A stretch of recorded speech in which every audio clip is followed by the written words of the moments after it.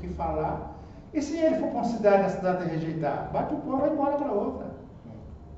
Rejeitar os apóstolos, rejeitar Jesus. Eu ficar dependendo de que ninguém quer me ouvir? Não sou melhor do que nenhum dos apóstolos. Mas ele fala aqui, isso me consola, fala, 33, fala, porque Deus não é de confusão. Se eu pular, se eu gritar, falar baixo, falar alto, é eu quem falo. A palavra que vem por mim é que os irmãos, se não conseguir ouvi-la, numa linguagem simples, os irmãos entendem, é o que Deus quer falar. Gesticular, bater, chutar, é por conta do pregador. Agora, ninguém pode ser igual ao Faustino, igual ao Ferreira, porque cada um tem sua emoção. O que importa é que cada pessoa seja moderada e consiga ter autocontrole. Dar soco no público, derrubar toalha, quebrar vaso. O pregador chamado quebra vaso mesmo. Pastor Manuel Mendes, conheceu? Pastor Manuel Mendes era quebra vaso, mas tipo, quebra vaso. É um pouco diferente em relação ao que acabou de ser batizado no Espírito Santo. Ele dá um pouco de diferença, porque às vezes algumas coisas ele ainda vai aprender. Batizado com o Espírito Santo não tem autocontrole ainda. É novo convertido, várias coisas. Paulo fala, posso ver a ligação passada. Quando eu era menino, eu agia como um menino. Ou seja, eu não tinha autocontrole, eu não tinha equilíbrio, eu não sabia falar, não tinha discernimento. Eu precisava ser guiado pelos outros. Novo convertido, às vezes ele cai, Deus não derruba. Né? Às vezes ele tem um pouco de descontrole emocional. Tem muita gente que sofre histeria, fica rolando no chão, não descontrole. Você não pode incentivar, tem que acalmar o irmão, a irmã, dar um pouco de água, um pouco de café para ele ou para ela se controlar. Quando falou assim, quando 2 ou 3 profetizem, se não fala em silêncio com Deus em segredo. Olha que interessante. Nossas igrejas, o pastor Giovanni, o pastor Vitor não lembro, mas vários irmãos da nossa igreja tinham o dom de língua, o dom de interpretar. O pastor Francisco e a Euridice eram melhores nessa área.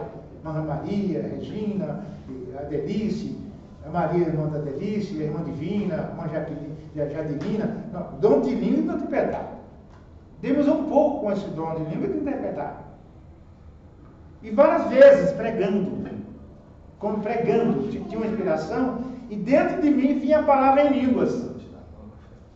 Mas eu já tinha maturidade, eu me controlava, não falava em línguas, mas eu tinha discernimento, porque Deus falou em línguas estranhas. Se era para um irmão, para outra irmã, mas era para mim mesmo. Quando terminava a pregação, normal, eu chamava a irmã, olha, Deus falou isso para você, ou para a senhora. Acho que foi lá na Simone. Você estava na Simone? Simone. Que eu chamei aquela moça lá, falei, está tendo rebuliço naquela moça lá. Não, eu não fui. Você não foi no outro dia? Teve um que eu não fui. O último dia você não foi? Eu acho que não. Foi sim, mas. Você foi? Vamos terminando. Porque Deus não é Deus de confusão, e sim de paz. Tudo que vai alterar a boa ordem vai gerar confusão. Era o que a igreja de Corinto fazia. Tinha muitas igrejas que para ser crente tinha que pular, tinha que sapatear, tinha que subir a parede, tinha que rodopiar. É mais espiritual, menos espiritual. Menos espiritual, porque perde o autocontrole. Paulo fala, não extingais o espírito. Igreja que proíbe língua estranha e proíbe glorificação, igreja que vai ficar fria. Eu não vou estimular ninguém a ficar rodopiando nem sapateando, porque a histeria perde o controle. Não vou pedir os irmãos de falar línguas e profetizar, ou interpretar a língua, porque a igreja vai esfriar. O que é que tem que ter? Tem que ter o equilíbrio. Mas ele fala, buscai com zelo os melhores dons, e principalmente o dom de profetizar. Repetir de novo. Depois eu vou trazer para os irmãos a apostilas que nós usamos lá, sobre o curso de Renovando o Meu Ministério. Porque nós ministramos as últimas aulas, renovando a minha vida no meu ministério através da terapia do perdão. Tem muita gente curada naquela aula. Acho que estão gravadas as aulas.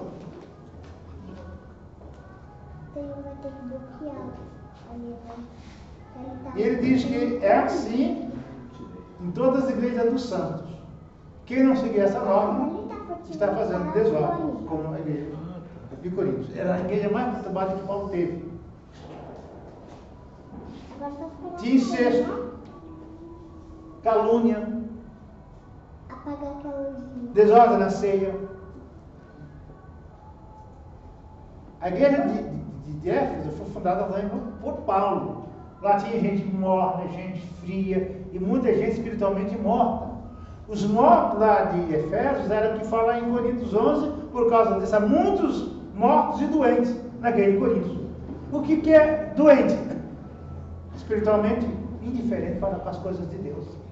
Não tem prazer em ler Bíblia, não tem prazer em comungar, ir à igreja, sou crente em casa, para ter comunhão com Deus não precisa ir à igreja, eu tenho comunhão sozinho, eu também oro. O homem é capaz de inventar justificativas para ser como ele quer. Mas é melhor fazer do modo de Deus, como é próprio a todas as igrejas do santo. Eu tenho essa apostilinha, um pequeno roteiro de Deus, cara. Quando a gente marcar outro evento, eu vou trazer a apostilinha para cada um dos irmãos e das irmãs. Muito simples. E duas coisas que andam juntas. Interpretação bíblica é mais que a interpretação de um texto, porque a gente vai chegar ao momento que você tem a literatura da lei, os 3 primeiros livros, 5 primeiros, até fácil. Os livros de história, começar de Josué até Crônica, história, tranquilo também para interpretar. Sabedoria, Jó até Eclesiastes, tranquilo interpretar também. É lógico, Salmo 91 tem que conhecer um pouco de geografia, 23 tem que ter um pouquinho lá da dinâmica do pastoreio da Palestina, mas é fácil de interpretar.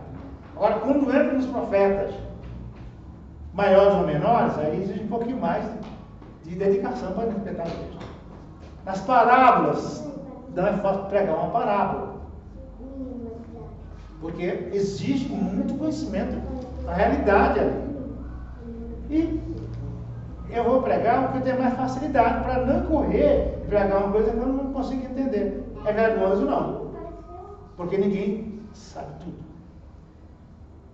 Agora, se eu quiser pegar em parábola, eu vou ter que me dedicar a fazer um estudo mais, como eu falei, estudo expositivo. Quem quer pregar Mateus 5, as bem-aventuranças? Pega um dicionário, vai contextualizando isso, pobre de espírito, limpo de coração, conselho de justiça, etc.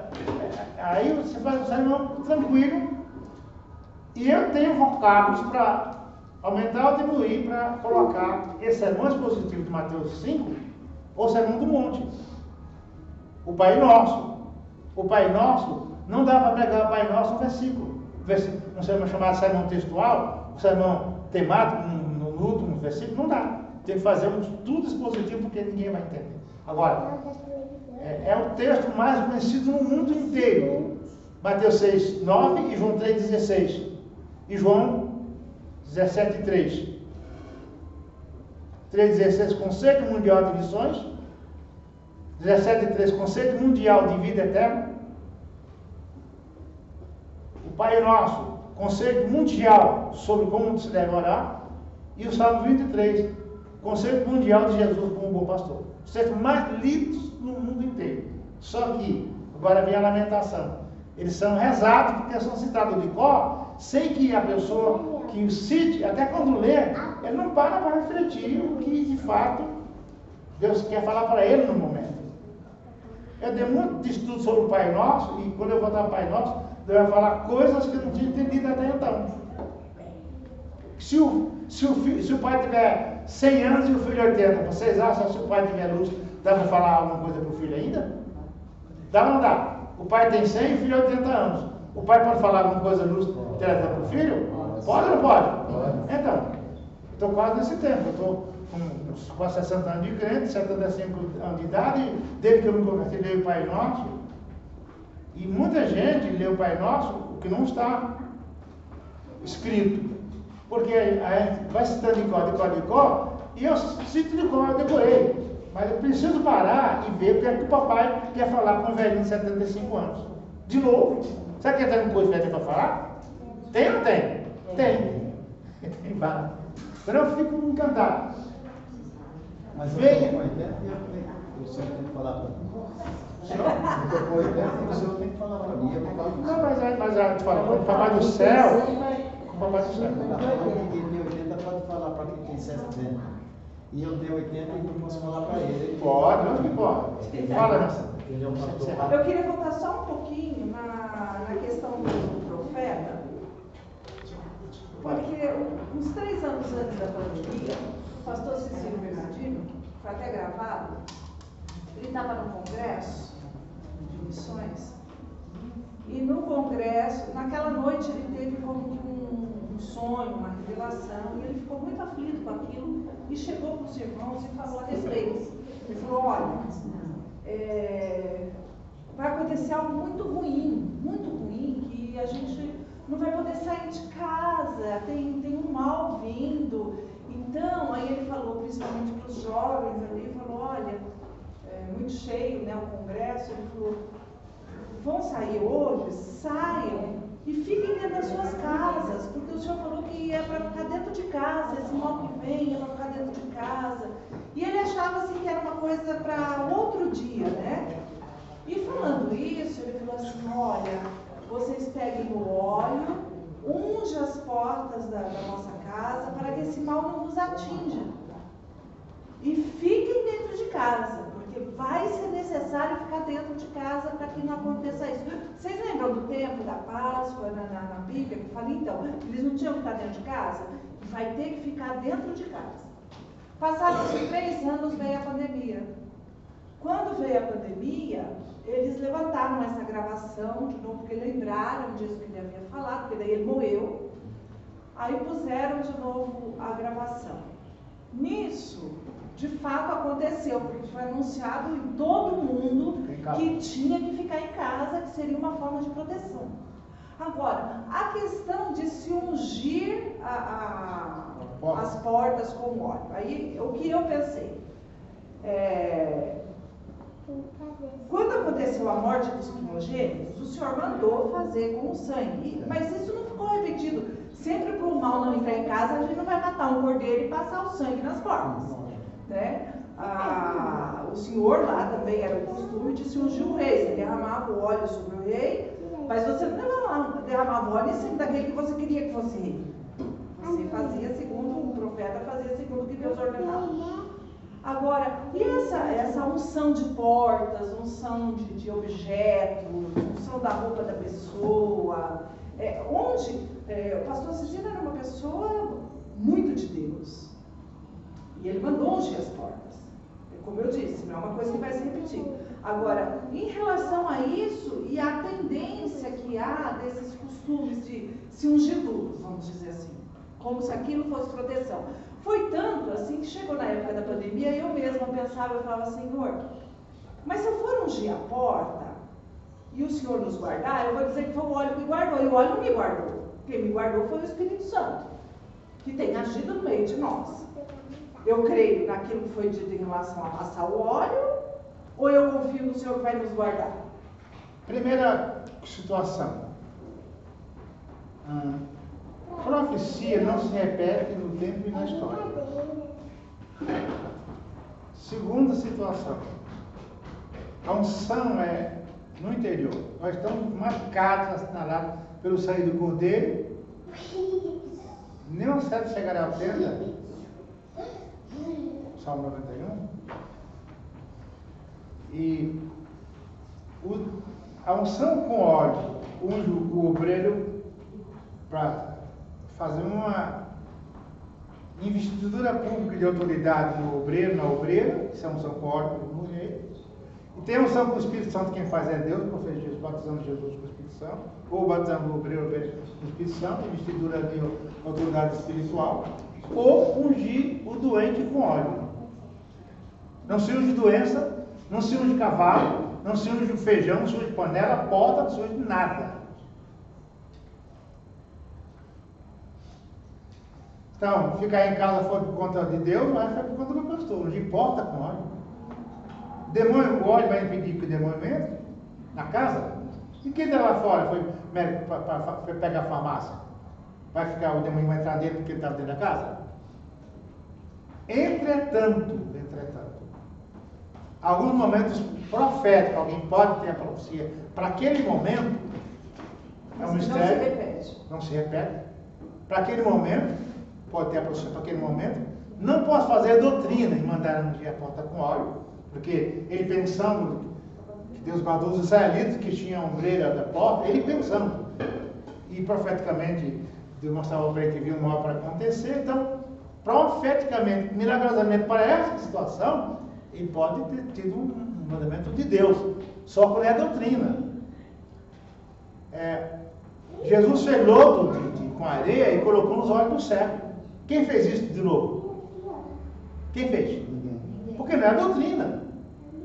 Paulo prega, o moço acidenta, Paulo vai lá e dá um abraço no moço. Se fosse hoje, chamava o bombeiro, a ambulância, não é para dizer. Chamava.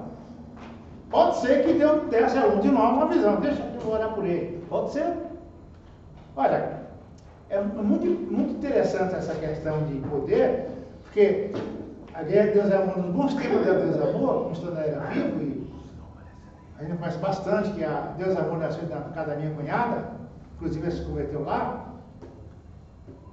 Numa vigília, no final da vigília, madrugada, todo mundo orou por um endemoniado e não saía. Ele e todo mundo. Diretoria. E chegou o irmãozinho com o paletó cheio de lenda aqui, gastado, sapatinho furado. Humildezinho. Vocês podem deixar que eu olhe um pouquinho, se estão cansados? E o moço só falou só e o demônio saiu. Demônio escolhe tão de voz para sair? Paletó? Sapato furado? Não. Qual é o mistério? Não sei. Tem coisa que a gente não consegue explicar. Então, biblicamente não vai ungir porta para guardar crente, porque a unção está na vida. Aqui não é o prédio mais. E aquele negócio de ungir com sangue não se repete. Mas eu não posso dizer que é do demônio, porque profeticamente, milagrosamente, ninguém mandou, não está na Bíblia que Paulo não deu o avental dele, só pegava o avental de Paulo e levava para botar para o doente. Hoje fizeram doutrina. Doutrina do suor, lambe, parece que o negócio lá, aquele homem lá do chapelão, parece que lambe o negócio e dá para colocar na pessoa, né? Não é isso? É daí para pior, né? Suor, tá? Ladeira abaixo, ladeira abaixo. Pastor, mas o que Deus tem que fazer? Deus tem que usar o irmão, não vai usar ele? Para uma coisa assim, se uma pessoa está doente, por exemplo, a pessoa tem fé que vai ser curada pela oração do irmão, por exemplo. Aí, mas não é ele, que é o Senhor. Porque acha que a fé... Bom, fazer discriminação do pregador já é um princípio errado, né? Quando antigamente, quando tinha filha para chamar de uma revelação, ou a Euridice, fazer filha para chamar na hora para eles orar. Eu nem ia para a filha porque ninguém queria a minha oração. Bom, eu tinha um vizinho, ele era mulherengo, pedreiro. Ele vivia até os 81 anos. A esposa dele era crente, vivia separada dele porque ele emprestava. Só que a hora que ele ficava doente, ele falava para ela assim: chama o pastor Zé Isidoro. Ele não mandava chamar ninguém, mandava chamar o pastor Zé Isidoro, mas ele nem sabia. E não era nem porque ele conhecia os outros, ele queria aquele, ele confiava na oração dele. Irmãos, ele teve um câncer na perna que ia ser amputado. Ele teve um problema de estômago que foi tirado, ficou reduzido o estômago dele quase em nada. E chamava, mas era a conta dele receber oração, ele alcançava a bênção, porque ele cria. E ele ficava curado. Bom, vamos desmistificar isso. Vamos desmistificar que nós estamos terminando. A oração da fé não tem que ser por A ou por B. Alguém contente, canta louvores. Alguém triste, ora. Alguém doente, chame os presbíteros. Qual deles? É o Pedro, o João, é o José, qual deles? O que tiver disponível. Eu chamei o marido que está em casa. Tá certo? Agora, no caso desse homem, por que esse homem mandava chamar o moço? Porque ele confiava, ele conhecia o rapaz. Conhecia. Só por isso. Gostava do moço e conhecia o irmão. Agora, quando a Maimunda coloca no grupo esse monte de gente doente, Maimunda orou, Milton orou, a irmã Nema orou, o Jama orou, qual oração foi ouvida? Todas. Todas. Não é?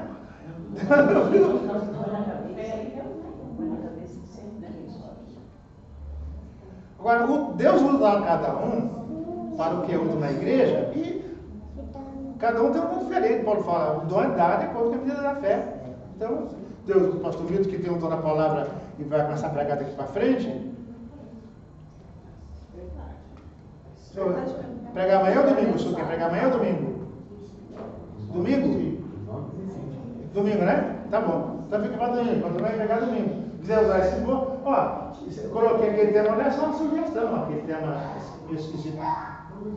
luz da vida, coloca o que você quiser. A volta de Jesus, a vida eterna, eu e minha casa. Coloca o que você quiser. E se você quiser fazer mais. Eu coloquei só 4 letras no desenvolvimento, mas ali cabe 6 pontos, 6 teminhas.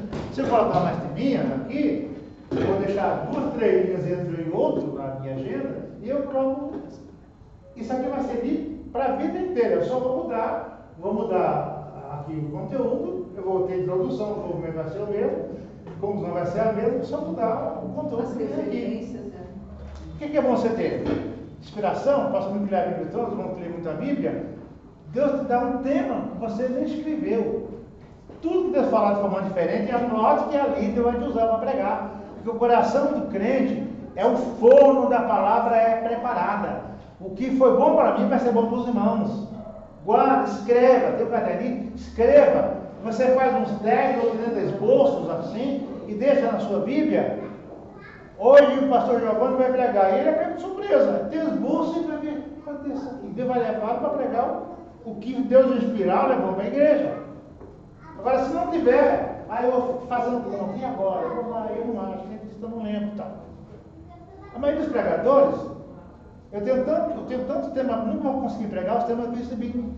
Eu estudo do nada. Céu escuro dá um tema, céu azul dá um tema, chuva triste dá um tema, alguém morrer dá um tema. Sabe, tem um monte de palavras fervilhando nos seus neurônios. Se organizá-las e colocá-las em pó, você já é um bom pregador, boa pregadora. A Neide não quer falar.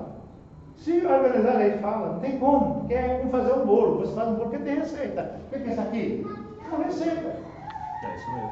Agora, pastor Ferreira, com 30 anos de crente, tem um monte de culto, pastor Ferreira, mas 50 anos de crente.